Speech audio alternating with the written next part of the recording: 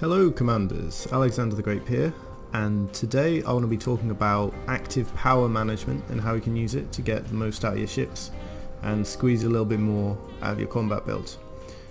So I'm on the ED Shipyard tool, which is a very handy tool, and I've got this build here, and this build is pretty good.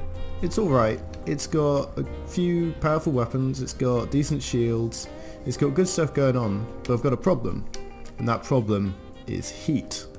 Now I'm already running at my maximum power output pretty much. I'm right bang on the limit, so I can't downgrade the power plant in order to improve my thermal efficiency, or can I? And in this video I'm going to show you how you can go a long way using basic and advanced power management to get even more out of your power plants than you otherwise would. Now the first thing I'm going to show you, which is probably one basically everyone knows, but there are people who are relatively new to games, so I'll show them now. There are three modules on here that I will not need in combat, or rather I will not need when I have my hard points out. And these are the frameshift drive, the frameshift drive interdictor, and the cargo hatch.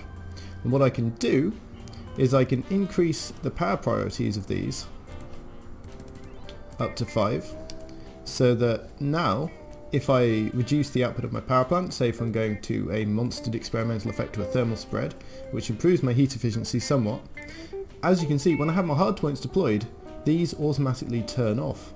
And that's pretty fine, because you don't really want to be scooping cargo, you don't really want to be interdicting anyone, and you don't really need to jump when you've got your hard points out.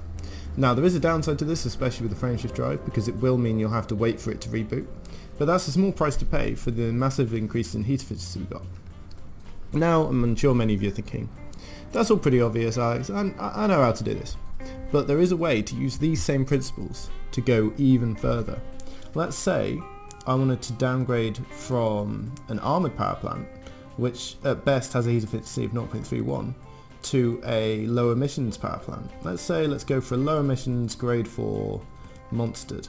Now as you can see, the heat efficiency is fantastic. 0.18, that's a bang on what you want. You'll be able to fire rails in that almost all day. Your limiter will be your distributor, not your heat efficiency anymore. That's really good. Your heat will go right down after it starts spiking. It's great, but of course we have a problem. Look at that power requirement, 127%. That is horrible. We do not want that. Even turning off our frameshift drive, interdictor, and our cargo hatch, we can't run this plant, surely. But there is a way. And the way we can do this is by realizing what we don't need at any given moment. So let's say start off with looking at these railguns. So I've got a nice spread of railguns. I've got a feedback cascade to deal with shield banks. I've got 2 plasma slugs, which on an 8-ton tank of fuel have about 200 shots each. Which is really strong, because normally the downside of rails is ammo, but with plasma slug you can basically just keep firing all day, and in most fights you won't run out of fuel. It is worth keeping an eye on the fuel gauge though, because if you do run out of fuel, then I don't think the fuel rats will come in time to save you from your opponent's plasma accelerators. And we've also got a super pen, which is a really strong mod. No downside. It says that the sustained rate of fire go down, but this is actually currently a bug. The rate of fire is the same, there's just a visual indicator lag saying that it's reloading for longer. So super pen is really strong, and it snipes your modules really powerful. But let's have a look at these.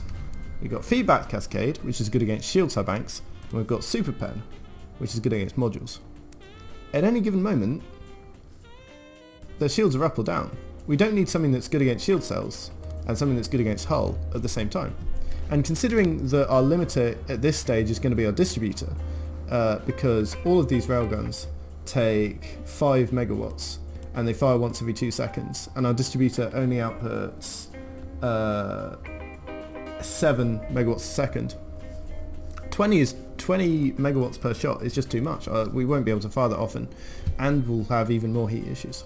So what we can do is we can say, well, if their shields are up, we can just do something like turn off this super pen.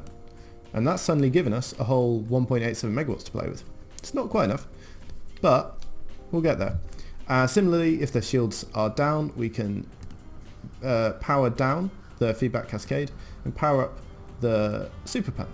And we still got basically the same amount of firepower as we did before, because our limiter wasn't in the number of guns we had, it was in our distributor and in our heat. So we're still at 119%, because we only need 3 railguns at a time, but we're still way over. So how can we do better? Now the answer can come from looking at our defences, shield boosters and shield cell banks.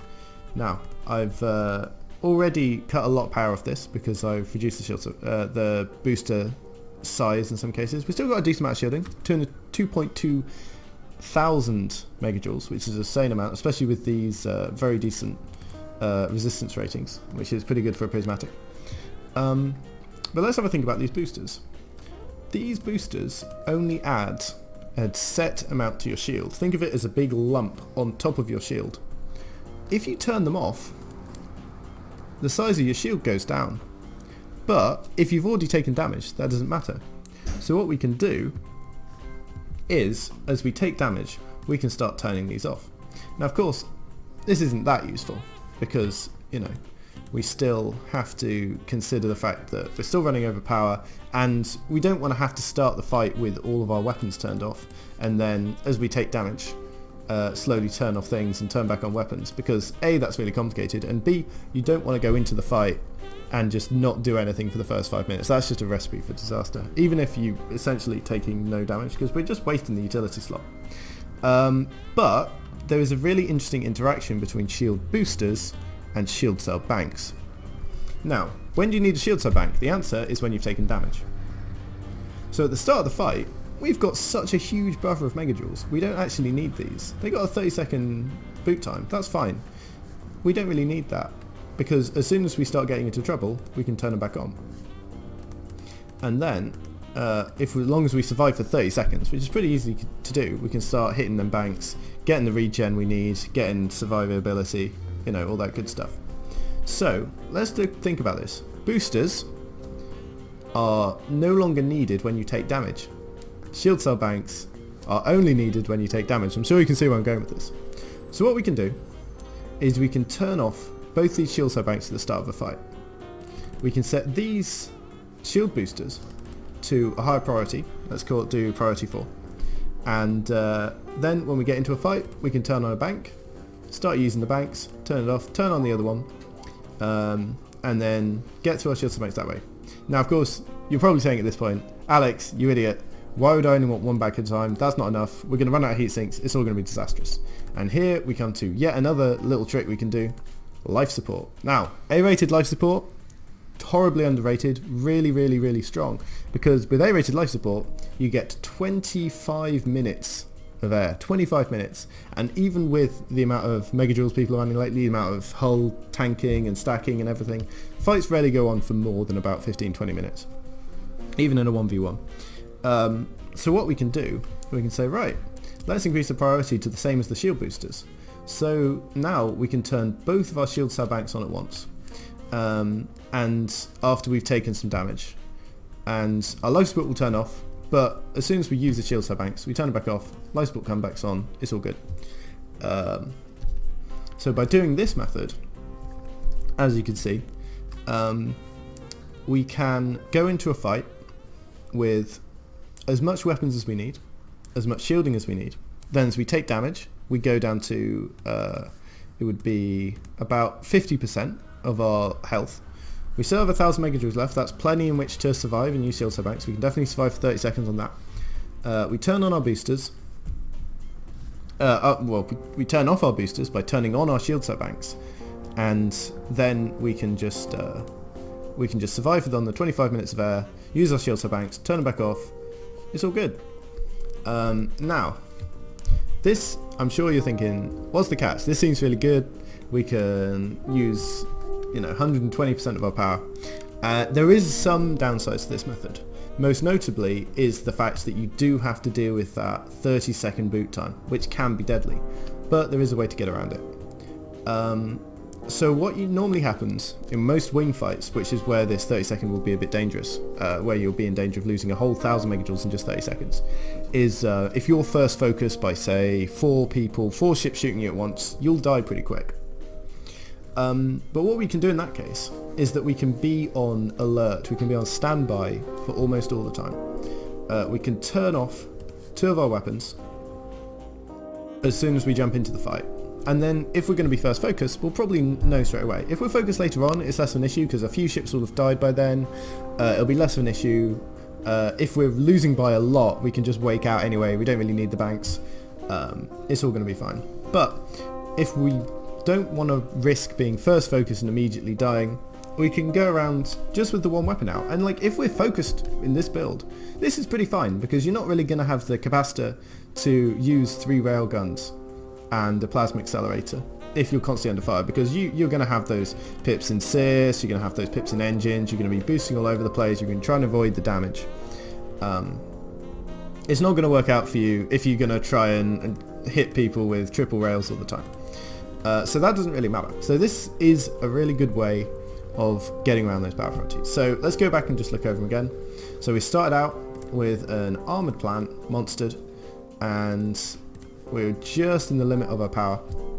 And we have managed, by doing various things, our efficiency to go from 0.35 heat efficiency all the way down to 0.18, which is so much better, and we'll be able to fire those rails all day.